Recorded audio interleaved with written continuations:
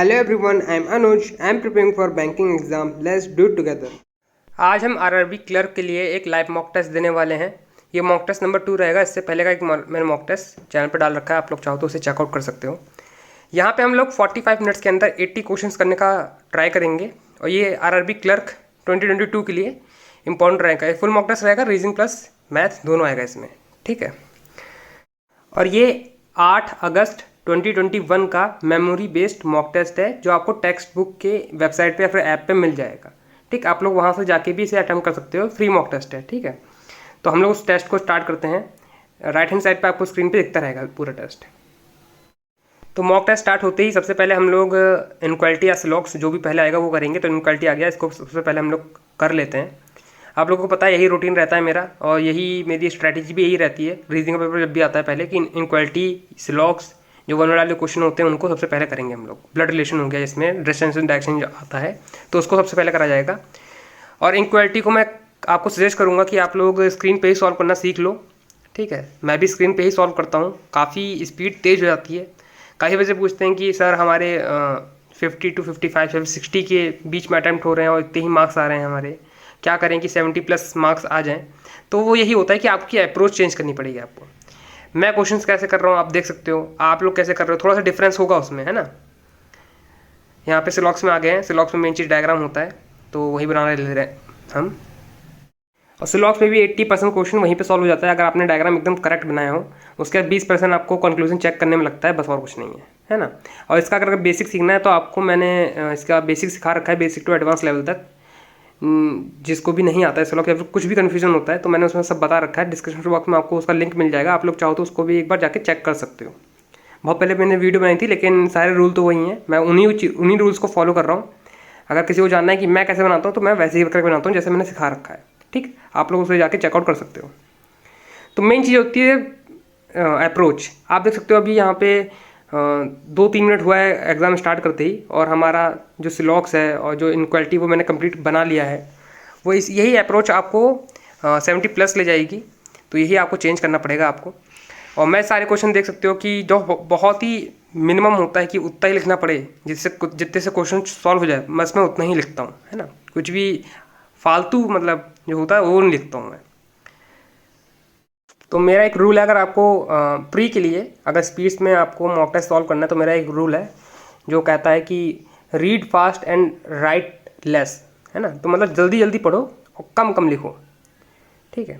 अब यहाँ पे हम लोग नेक्स्ट क्वेश्चन पे आ गए हैं, ब्लड रिलेशन है।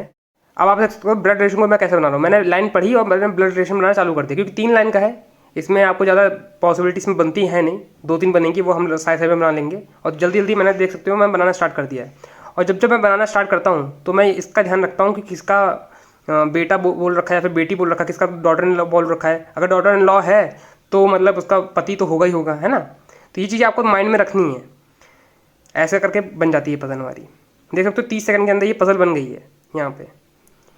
तो यही होती मेन चीज़ होती है अप्रोच। अगर आपने अपनी अप्रोच सही कर ली या फिर तेज़ कर ली, है ना, तो आपका पेपर जो होता है वो 75+ आप अटेम्प्ट कर सकते हो।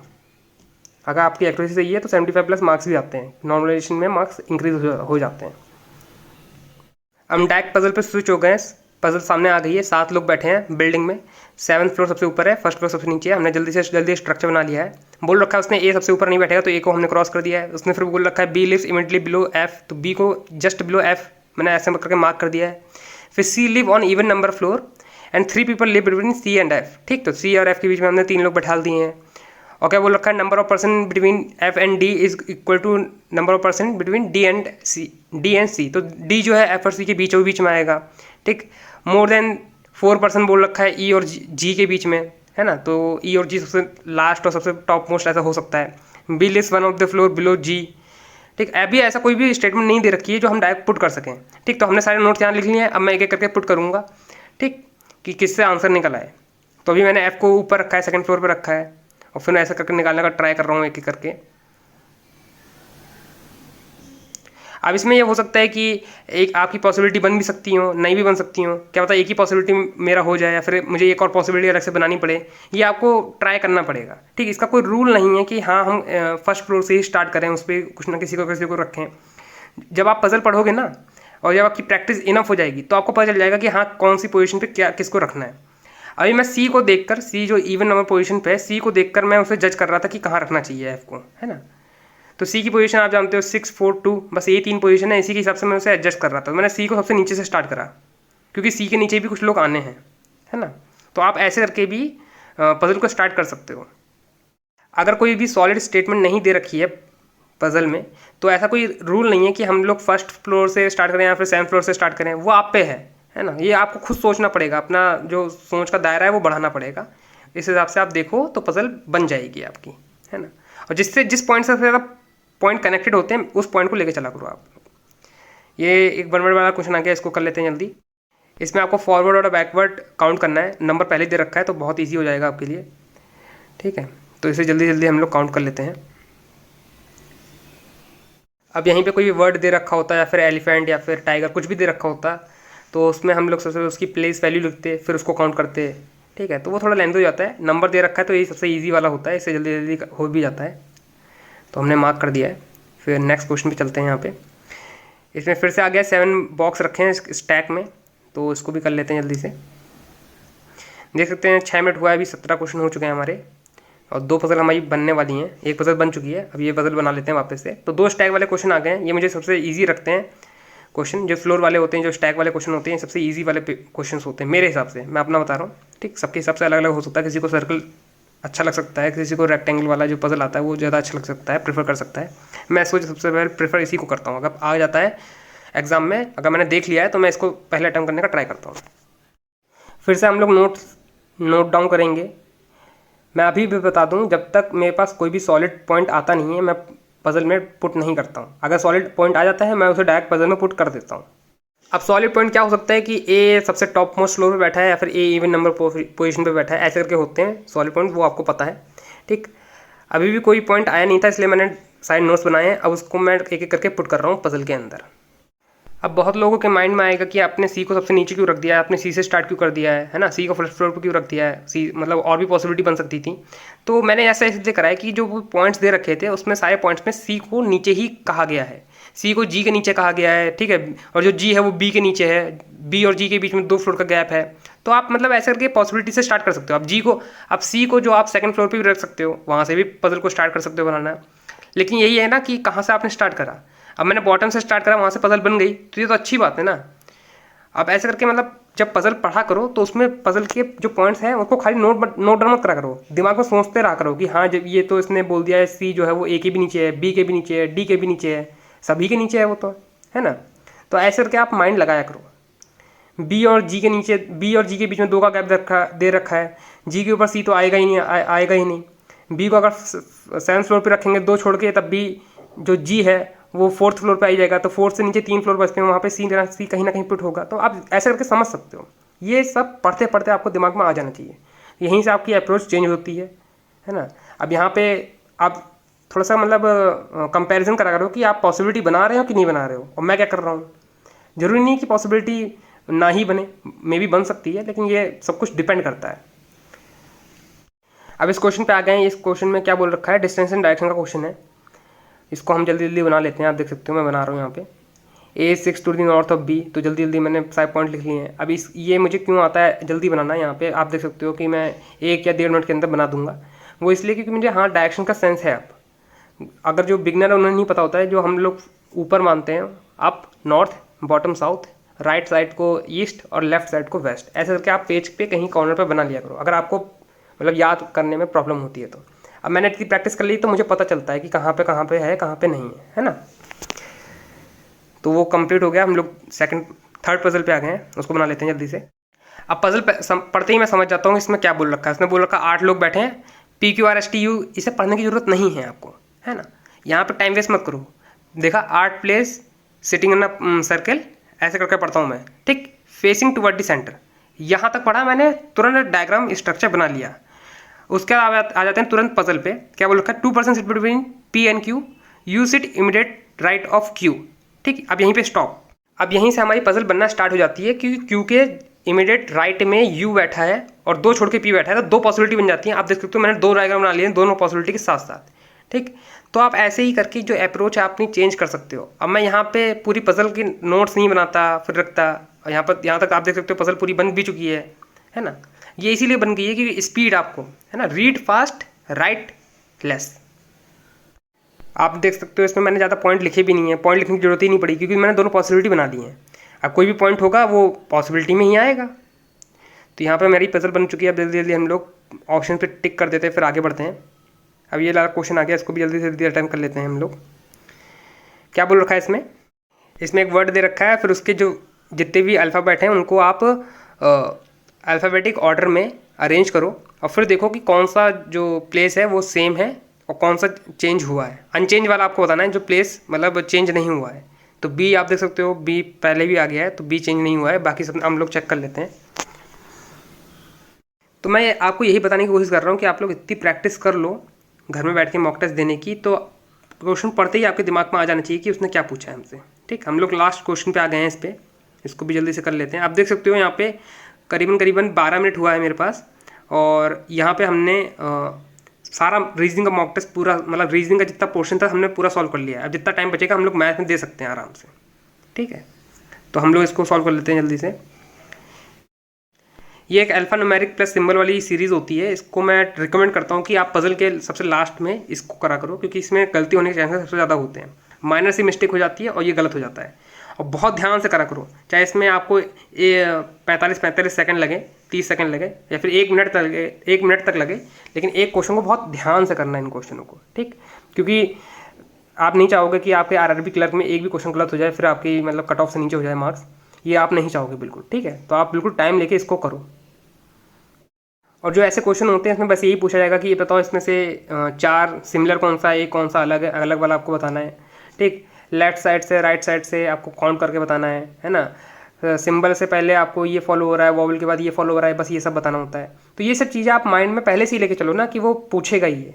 जब आप माइंड को पहले से ही तैयार करके चाहोगे पेपर में, या फिर मॉक टेस्ट देने से पहले माइंड को पहले ही तैयार कर लोगे, हाँ मुझसे ये क्वेश्चन पूछने वाला है, तो आपका माइंड ना पहले ऑटोमेटिकली उसको सॉल्व करने के लिए खुद ब खुद रास्ते निकाल लेगा। ठीक,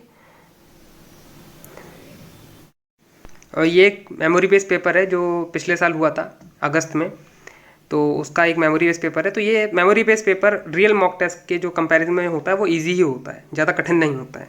ठीक है, तो आप देख सकते हो अभी भी कोई भी ऐसा क्वेश्चन आया नहीं जो मॉडरेट लेवल भी कहलाया जाए, सब इजी लेवल है ना। लोग कहते रहते हैं कि अरे यार इस वाले प्लेटफॉर्म का मॉक टेस्ट तो ईजी है, फिर उस प्लेटफॉर्म का सही लाए उसको लगाओ, हैं तो ईजी है मत लगाओ, ज़्यादा ईजी हो जाता है, मार्क्स ज़्यादा आ रहे हैं। पर ऐसा नहीं होता है। आप जब रियल एग्जाम दोगे ना आरआरबी क्लर्क का, तो आप खुद भी कहोगे कि हाँ मॉक टेस्ट बहुत, मतलब टेस्ट जो था, पेपर था, वो बहुत ईजी था। हम लोग कहीं ना कहीं सिली मिस्टेक कर देते हैं, उसके चक्कर में मार्क्स कट जाते हैं हमारे, क्योंकि आप जानते हो कट ऑफ तो 80 में से 78 76 जाती है। एक भी सिली मिस्टेक करोगे, नॉर्मलाइजेशन भी नहीं होगा, मार्क्स ऊपर से कट जाएंगे। ठीक, तो पेपर इजी ही आता है, ये दिमाग से निकाल दो आप लोग कि पेपर कठिन आता होगा। अब हम लोग लास्ट पजल पे आ गए, इसको भी कर लेते हैं। ये पजल शायद रह गई थी मुझसे। अनसर्टेन वाली पजल है। इसमें क्या बोल रखा है, रो में बैठे हैं सब लोग, नॉर्थ फेस कर रहे हैं। क्या बोल रखा है उसने, Q sit second from the left hand. तो क्यू को second from the left hand बना दिया है मैंने, और जो नोट, ये सॉल्व पॉइंट है इसलिए मैं डायरेक्ट लिख दिया है। अब जो पॉइंट बोल रखे हैं मैं एक एक करके नोट कर रहा हूँ। फिर इंटरकनेक्टेड पॉइंट मिलेगा क्यू से तो मैं बनाऊंगा, क्यू से मिलेगा इंटरकनेक्टेड तो बनाऊंगा, या फिर राइट हैंड साइड से कोई सा भी कनेक्टेड पॉइंट मिलेगा तो वो बना दूंगा, है ना। या बोल रखा होगा कि सेकंड टू द राइट है, पी जो बैठा है वो सेकंड टू द राइट है। ऐसे करके जो कनेक्टेड पॉइंट होते हैं आप उसको देख के पजल बनाया करो। ठीक, तो आप, मैं यही बोल रहा था कि आप लोग अपने दिमाग से ये निकाल दो कि हाँ हम अगर टफ पेपर जो लगाएंगे, है ना, जो जिसमें हमारे 70 या 60s में लाइन में मार्क्स आएंगे, आरआरबी क्लर्क के लिए बोल रहा हूँ मैं, तो हमारे लिए अच्छा होगा हम, क्योंकि हम इजी पेपर भी निकाल देंगे। ऐसा नहीं होता है, इजी पेपर के लिए आपको इजी मॉक टेस्ट देने पड़ते हैं। ठीक, उसमें आपकी नॉलेज काम नहीं आती, उसमें एक्यूरेसी काम आती है। क्वेश्चन तो आप सॉल्व कर ही लोगे, अगर आपको 1 घंटा दे दिया जाए उसी पेपर को सॉल्व करने के लिए तो आप सारे क्वेश्चन सॉल्व कर दोगे। लेकिन यह है कि आपकी एक्यूरेसी, एक भी क्वेश्चन गलत नहीं होना चाहिए, वो आपने सारे क्वेश्चन करे होने चाहिए। तो इसके लिए तो वही बच्चा पास हो पाएगा ना जिसके 76 या फिर 75 के आसपास, अराउंड 75 अप्रॉक्स मार्क्स आ रहे हो, वही बच्चा मतलब क्लियर कर पाएगा। अब चाहे आप उसको हार्ड करके कि नहीं हम तो सबसे मॉडरेट लेवल या फिर हाई लेवल पेपर देंगे और 65 मार्क्स लाएंगे या 68 मार्क्स लाएंगे, तो फिर मेरे हिसाब से तो वो फालतू की चीज़ है, ऐसा नहीं करना चाहिए। वो हाँ, वो अगर आरआरबी पीओ के लिए तैयार हो रहा है और 60 मार्क्स ला रहा है तो बहुत अच्छी बात है, 70 मार्क्स ला रहा है तो बहुत अच्छी बात है। लेकिन आरआरबी क्लर्क के लिए आपके सारे अटैम्प्ट्स सिर्फ 75 के अप्रॉक्स होने चाहिए, मार्क्स भी 75 के अप्रॉक्स आने चाहिए, ठीक है। इस वाले क्वेश्चन को भी कर लेते हैं जल्दी से। ऐसे क्वेश्चन आपने एसएससी में बहुत देखे होंगे, उसमें ऐसे क्वेश्चन बहुत आते हैं।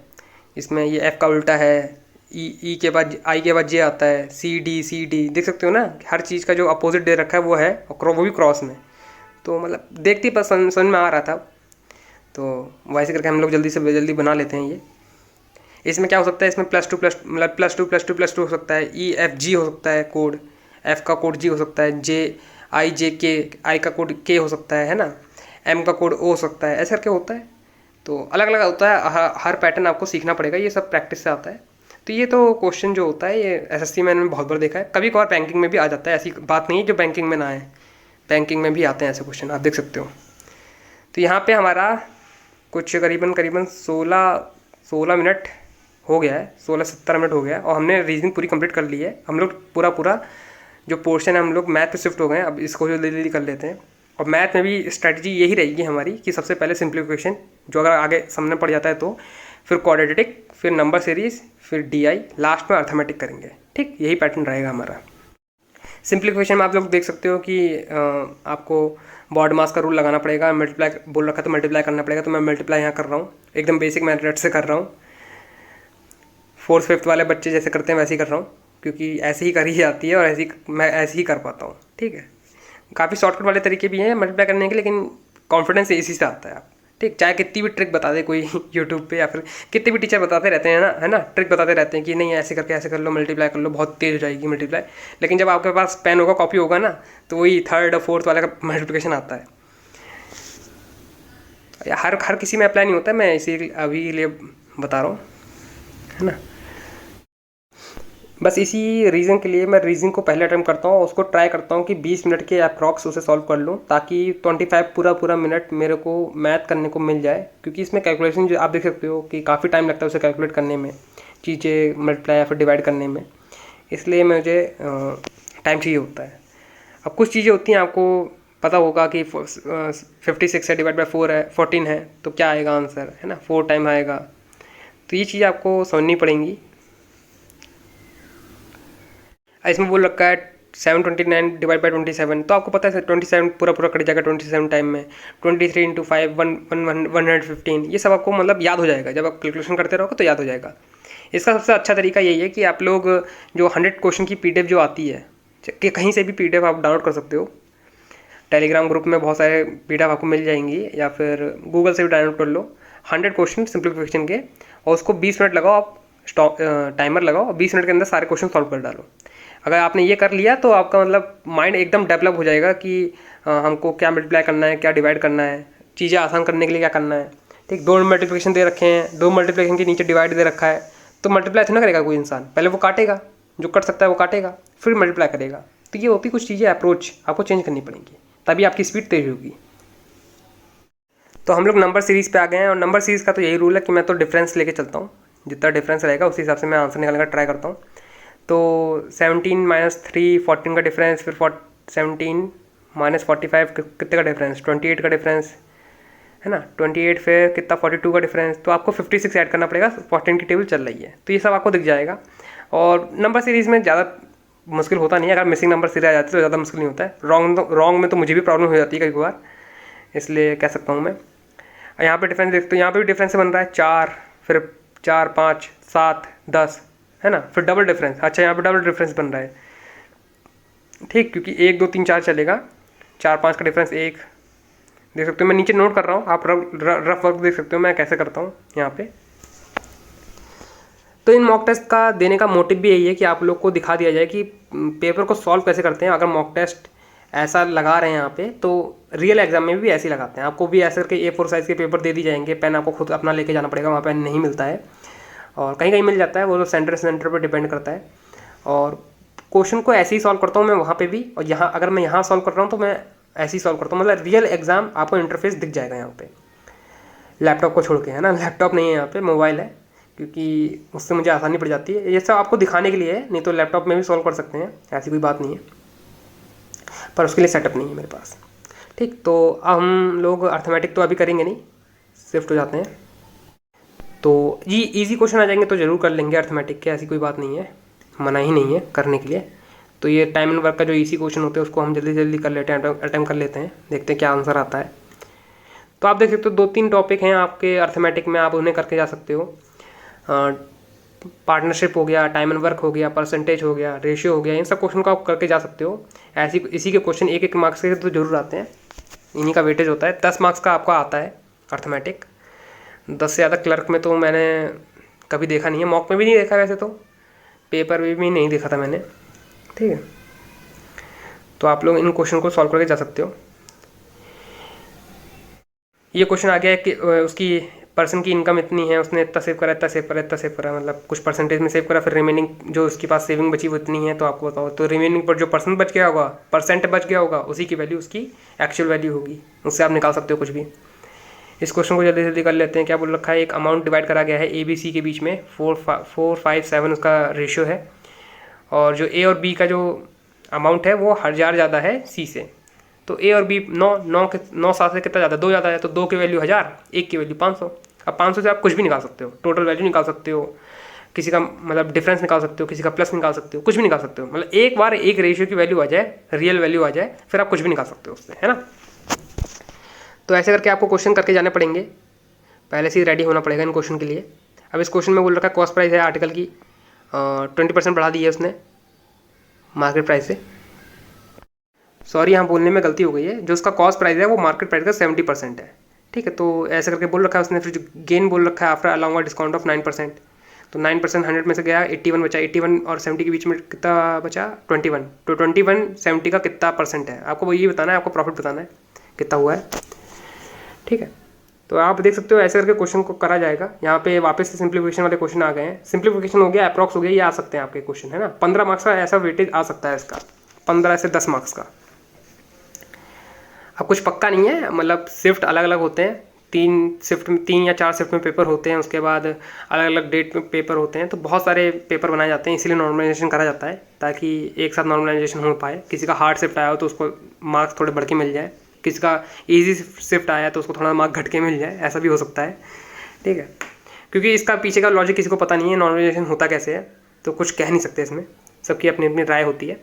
बाकी मेंस में नॉर्मलाइजेशन नहीं होता है, मेंस में क्योंकि सारे पेपर, हर जगह का पेपर एक ही बार होता है, एक ही जगह पे होता है, इसलिए मेंस का नॉर्मलाइजेशन नहीं होता है। मेंस में एक्चुअल जो मार्क्स होते हैं वही आपके रियल मार्क्स होते हैं, उसमें कुछ घटा बढ़ा के नहीं दिया जाता है।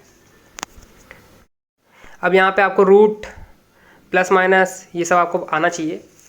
रूट तो आपको याद होने चाहिए, आपको याद हो भी जाएंगे, जब आप रोज़ सिंप्लीफिकेशन लगाते रहोगे तो रूट्स आपको याद हो जाएंगे सिंप्लीफिकेशन के। और अप्रॉक्स में भी आपको अप्रॉक्स लेके चलना पड़ेगा। 78.8 बोल रखा है तो 79 ले सकते हो आप उसको अप्रॉक्स में। ठीक है, उसमें बोल रखा होगा ऊपर, अप्रॉक्स बोल रखा होगा, अप्रॉक्स आंसर आपको देना होगा। अप्रॉक्स वाले क्वेश्चन अलग से दिख जाएंगे, पॉइंट पॉइंट होता है उसमें, बहुत ध्यान से पढ़ना होगा आपको, क्योंकि ज़रा सी मिस्टेक आपका पूरा मतलब पेपर ख़राब कर सकती है। 79.99 दे रखा है, आपने 80 ले लिया, ठीक है तो सही है, लेकिन 79.1 दे रखा है, आपने ध्यान नहीं दिया, आपने 80 ले लिया, तो फिर गलत हो जाएगा, क्योंकि 79 वैल्यू ली जाएगी। तो इन चीज़ों को आपको ध्यान रखना पड़ेगा, ठीक है, पेपर देते टाइम। अब ये क्वेश्चन हो गया, इसको भी जल्दी से जल्दी सॉल्व कर लेते हैं।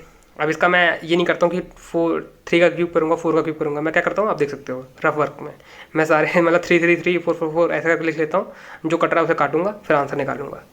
ठीक, मैं ऐसे मल्टीप्लाई नहीं करता हूँ, ये मेरे लिए आसान रहता है। इसमें जो जो वर्ड्स हैं उन्हें काट दूंगा, जो जो मुझे कॉमन दिखा है उसे काट दूंगा, फिर जो बचेगा लास्ट में उसको फिर डिवाइड करा जाएगा। ठीक, ये थोड़ा सा स्मार्ट वर्क होता है, हार्ड वर्क नहीं करना चाहिए कि हाँ हम कैलकुलेशन में लगे पड़े हैं। 4 का क्यूब 64 होता है, 3 का क्यूब 27 होता है, तो ये सब ये तो हर किसी को पता है, लेकिन यहाँ पे स्मार्ट वर्क करना है आपको। ठीक है,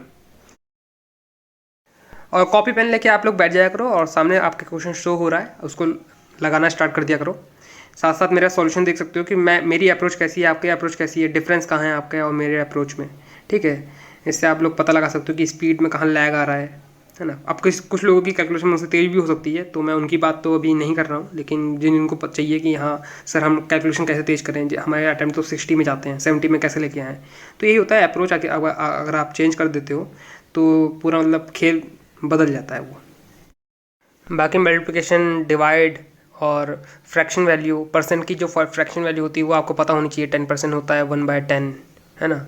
20% 1/5, 25 1/4 होता है, ठीक है। 3.33% ये काफ़ी काम आता है। तो 1/3 इसकी वैल्यू होती है। 16.66 जो परसेंट होता है उसकी जो वैल्यू होती है वो 1/6 होती है, आई थिंक, अब मैं भूल रहा हूँ, ठीक। तो ये सब चीज़ें आपको पता होनी चाहिए। हम लोग DI पे आ गए हैं, जल्दी जल्दी इसको DI को कर लेते हैं।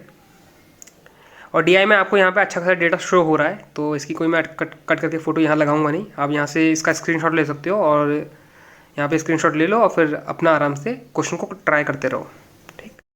और DI में भी कुछ ज़्यादा पूछता नहीं है, ये एवरेज पूछेगा या फिर वो A जो है वो B से कितना ज़्यादा है, ठीक है। या फिर A में 20% बढ़ा के बना दिया तो बताइए अब A में कितना हुआ, ये सब पूछता है। एवरेज पूछेगा, प्लस मल्टीप्लिकेशन पूछेगा, कौन सा जो एनिमल है वो किससे कितना ज़्यादा है, बस ये सब पूछता है, ज़्यादा पूछता नहीं है इसमें, है ना।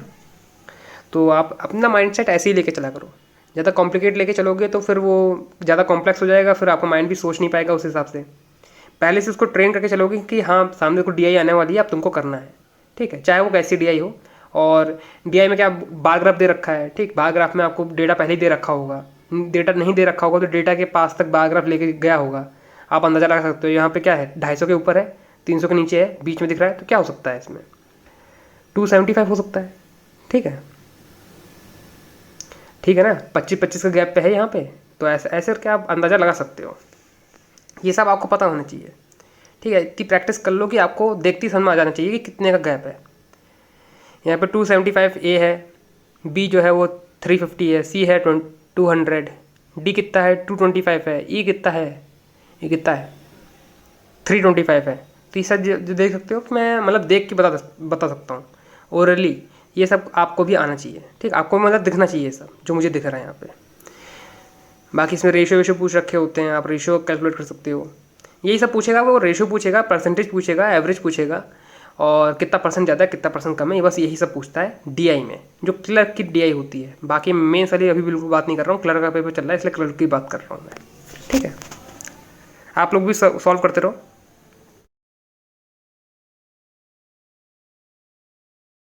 और अगर कोई क्वेरी है मैथ्स सेक्शन या फिर रीजनिंग सेक्शन से रिलेटेड, तो आप लोग टेलीग्राम पे मैसेज कर सकते हो, मैं वहाँ पर रिप्लाई दे दूँगा, ठीक है। या फिर कमेंट कर सकते हो, मैं कमेंट पे भी रिप्लाई कर दूँगा कि कैसे सॉल्व करना चाहिए, और मैं सारे कमेंट का रिप्लाई कर देता हूँ ज़्यादातर, है ना।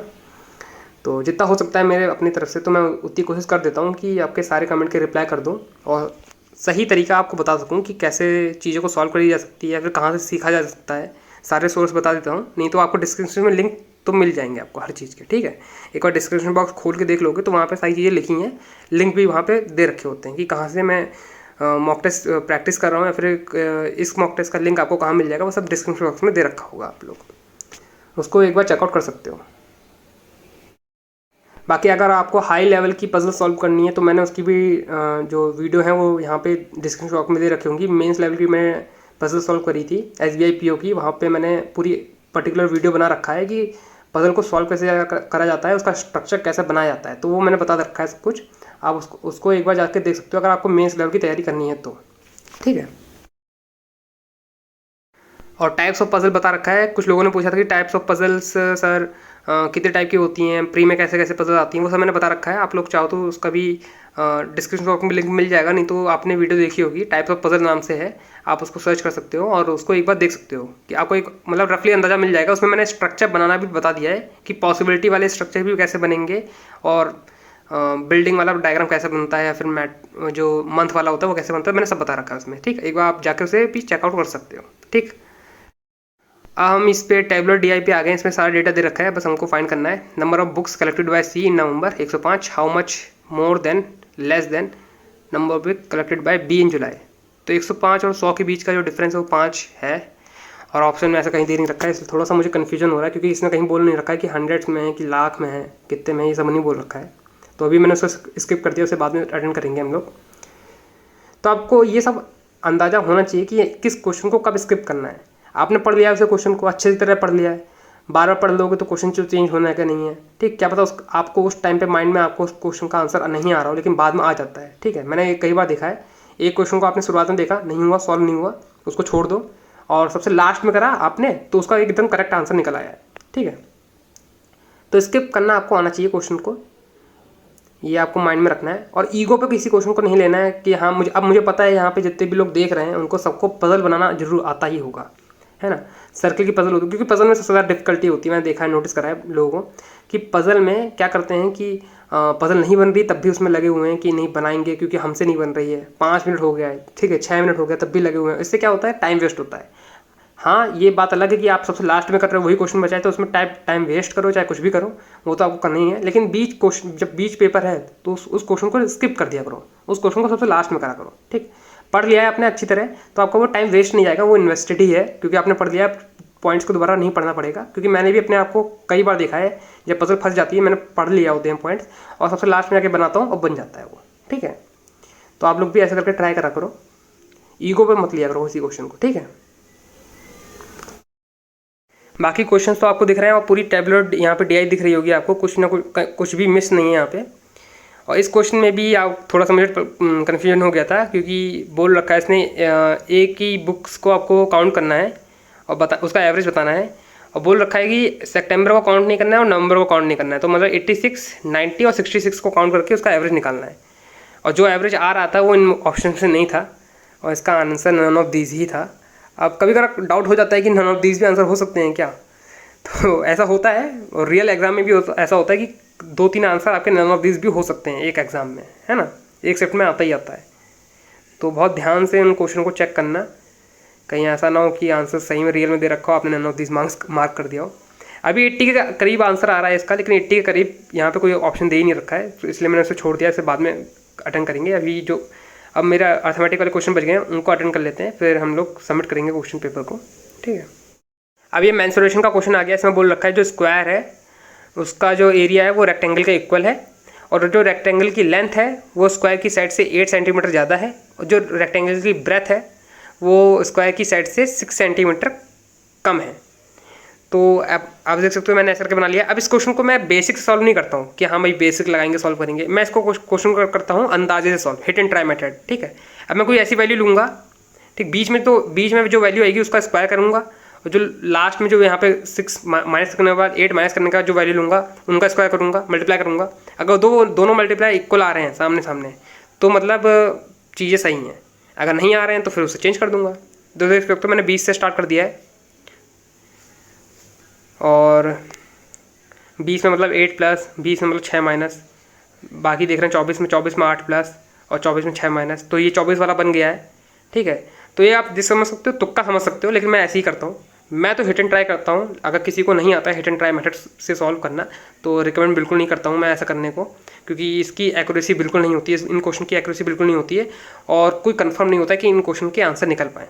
लेकिन ये होता है कि अगर आपका लग गया हिट एंड ट्राई मेथड, है ना, तो आपका आंसर तुरंत भी निकल आता है और एक्यूरेट निकलता है, ठीक। तो यहाँ पे मेरा आंसर निकल गया। मुझे यहाँ पे इसका पैरामीटर बताना है। 32 प्लस 8 18 कितना होता है 50, 50 का दुगुना 100, तो 100 इसका आंसर हो गया। नेक्स्ट क्वेश्चन पे चलते हैं। अब इस क्वेश्चन में बोल रखा है कि 25 लीटर मिक्सचर है जिसमें अल्कोहल और वाटर है, रेशियो में है 1:4 में। तो 1:4 कितना हो गया 520, है ना, 520 हो गया। अब 5 लीटर वाटर ऐड कर दिया है, तो अब बताना है अल्कोहल का परसेंटेज कितना है न्यू मिक्सचर में। तो अल्कोहल को पहले भी 5 था, अभी भी 5 वाटर ऐड करा गया है, अल्कोहल में तो कोई डिफरेंस आया भी नहीं है। तो 5 टोटल कितना हो गया 30, 5 का कितना परसेंट होगा वो आपको बताना है। 5/30 1/6, 1/6 इसकी वैल्यू अभी बताया था मैंने आपको, 16.66 की वैल्यू होती है। यहाँ पे आपने आंसर मार्क कर दिया, ठीक है। अब ये काफ़ी इंटरेस्टिंग क्वेश्चन है, ऐसे क्वेश्चन मुझसे हो नहीं पाते हैं, बिल्कुल नहीं हो पाते हैं। लेकिन जो इनका मेथड होता है ना, वो आपका, मैंने ऐसा क्वेश्चन के सॉल्यूशन दे रखे हैं। अब ऐसा होता है कि आपने क्वेश्चन पेपर सॉल्व करा, री अटेम्प्ट जरूर करा करो, क्योंकि री अटेम्प्ट में ऐसा होता है कि अब क्वेश्चन आपने देख लिया, नहीं सॉल्व हुआ, इसका सॉल्यूशन देखो कैसे सॉल्व हो रहा है, तो आपका आइडिया आ जाता है कि अब ऐसा क्वेश्चन आएगा तो उसे सॉल्व कैसे करा जाएगा। तो इस क्वेश्चन को बोट एंड स्ट्रीम के मेथड से भी सॉल्व कर सकते हो आप लोग, ठीक है। अभी मैं उसको सॉल्व नहीं कर रहा हूँ, बाद में अभी सॉल्व करूँगा उसे। अभी इस वाले क्वेश्चन पे आ गए हम लोग। अब बोट एंड स्ट्रीम का ही क्वेश्चन आ गया, ये समझ लेते हैं इसमें क्या बोल रखा है। अप स्ट्रीम दे रखा है और बोट की स्ट्रीम की स्पीड दे रखी है रेशियो में 7:1। अब इसमें बोल रखा है कि जो अप स्ट्रीम है उसकी जो रेशियो दे रखा है, अप स्ट्रीम से लेकर स्ट्रीम की स्पीड का रेशियो दे रखा है 7:1।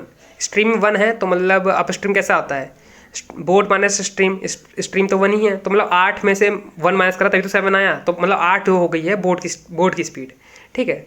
तो ये तो हमें पता चल गया कि बोट की स्पीड 8 हो गई है। इसमें बोल रखा है कि अब स्ट्रीम कवर करती है 70 किलोमीटर इन 5 घंटे में, तो मतलब 14 किलोमीटर पर घंटा उसकी अब स्ट्रीम की स्पीड हो गई है। अब स्ट्रीम मतलब 7 की वैल्यू 14, मतलब एक रेशियो की वैल्यू 2 आ गई है, ठीक है। अब 8 से मल्टीप्लाई करेंगे तो डाउन जो बोर्ड की स्पीड है वो 16 किलोमीटर पर घंटा आ गई है, और उसमें 2 किलोमीटर और ऐड कर देंगे जो स्ट्रीम की स्पीड है, तो 18 बन गया। तो 18 से आपको आंसर निकालना है 5 घंटे में कितना कवर करेगा, तो 18 × 5 90 किलोमीटर कवर करेगा डाउन स्ट्रीम में। तो आप ऐसे करके मतलब अंदाजे आंसर निकाल सकते हो, अंदाजे से नहीं है ये सब चीज़ें डिफाइन होती हैं। आपने अगर बोट एंड स्ट्रीम पढ़ रखा है तो आपको पता है कि मैं क्या बोल रहा हूँ, है ना। नेक्स्ट क्वेश्चन पे आ गए। इसमें क्या बोल रखा है, एक फैमिली दे रखी है, उसका एवरेज दे रखा है, मदर और फादर का एवरेज दे रखा है 33 है, तो 66 हो गया, और मदर फादर और सन का दे रखा है 25 दे रखा है, तो 75 हो गया उसका। अब इनके बीच का डिफरेंस कितना है, 9, तो सन का जो पूछा उसने एज 9 आ गया उसका आंसर। अब जो यहाँ पे क्वेश्चन रह गए हैं उनको जल्दी जल्दी हम लोग अटेंड कर लेते हैं, फिर सबमिट करते हैं क्वेश्चन पेपर को। तो आप देख सकते हो इजी क्वेश्चन पेपर था, और यहाँ पे हमने कम टाइम के अंदर, अभी भी मेरे पास टाइम बचा है, अब इस टाइम को आप यूटिलाइज़ करना है तो उन क्वेश्चनों को आप चेक कर सकते हो। जो अभी हमने करे हैं पजल को चेक मत करा करो, पजल को बस ये देखा करो कि आपने ऑप्शन सही मार्क करें कि नहीं करें। सिली मिस्टेक को आप कैसे फाइंड कर सकते हो, है ना। और इनइक्वालिटी को एक बार चेक कर लिया करो, सिलॉग को एक बार चेक कर लिया करो, उसके बाद जो अल्फान्यूमेरिक वाली जो सीरीज़ होती है उसको एक बार चेक कर लिया करो। मैथ में जो क्वेश्चन होते हैं, मैथ में आपने क्वाड्रेटिक अगर है तो उसको चेक कर लिया करो, ठीक है। और सिंप्लीफिकेशन को एक बार चेक कर लिया करो, देख लिया करो कि आपने सही टिक करा है कि नहीं करा है, क्योंकि सिंप्लीफिकेशन में क्या होता है कि 51, 61, 71 ऐसे के ऑप्शन दे रखे होते हैं, ज़्यादा डिफरेंस होता नहीं है, इसलिए आपने क्या पता गलत मार्क कर दिया हो, तो उनको एक बार चेक कर लिया करो आप लोग, ठीक है।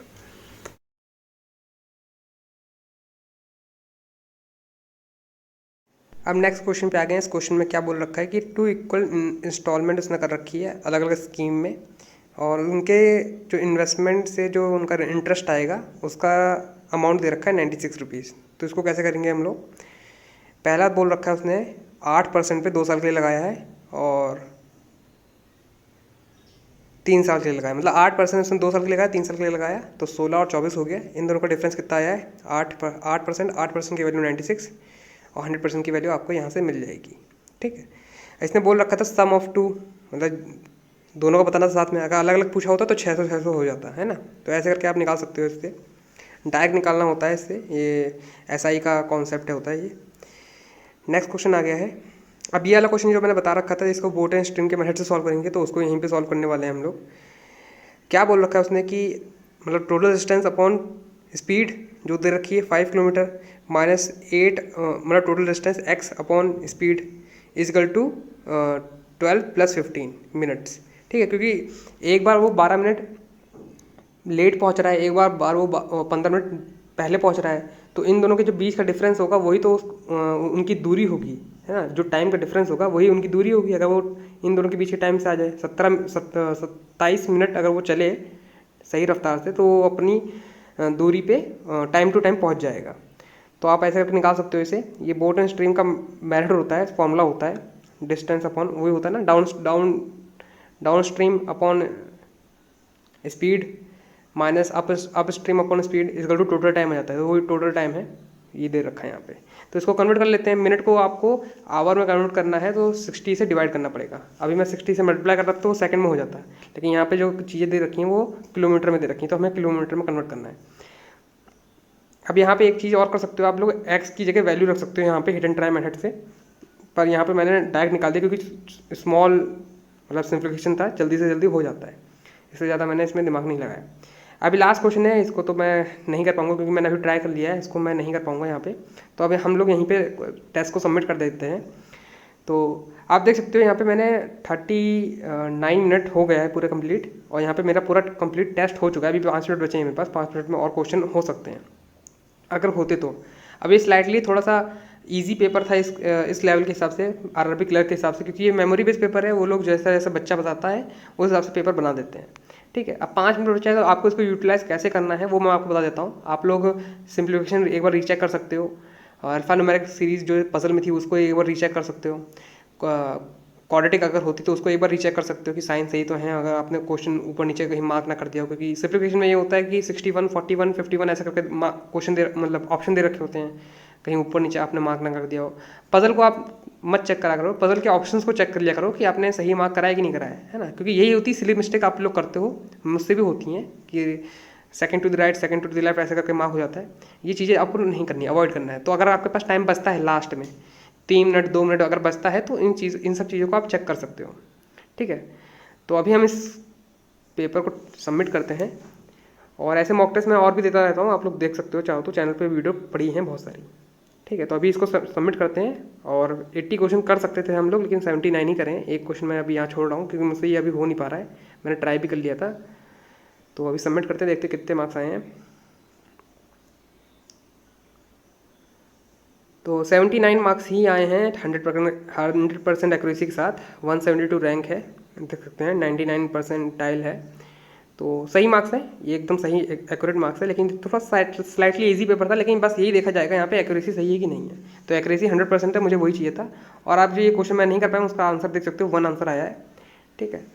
हम लोग पेपर को यहीं रोक देते हैं, आपको अगले मॉक टेस्ट में मिलते रहेंगे। और देख सकते हो आपको ये टेक्स्ट बुक पे ये पेपर मिल जाएगा, फ्री मॉक टेस्ट है। आप देख सकते हो ऊपर फ्री लिखा हुआ है, 8 अगस्त का 2021 का पेपर है, फर्स्ट शिफ्ट का। तो आप उससे जाके वहाँ पे जाके लगा सकते हो। यहीं पे हम लोग वीडियो स्टॉप करते हैं, ठीक है। आपको मिलते हैं नेक्स्ट वीडियो में, bye bye. And that's all for today. I will meet you guys in next video. Till then, work hard and stay motivated. Thank you guys for watching.